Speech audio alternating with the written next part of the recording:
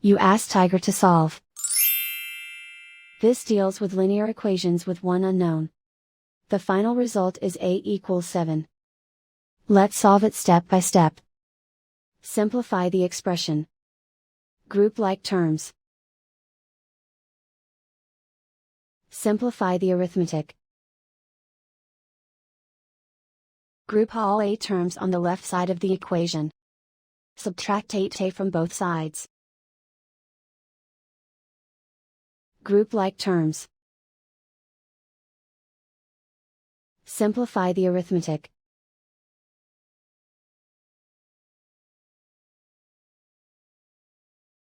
Group all constants on the right side of the equation. Add 7 to both sides. Simplify the arithmetic.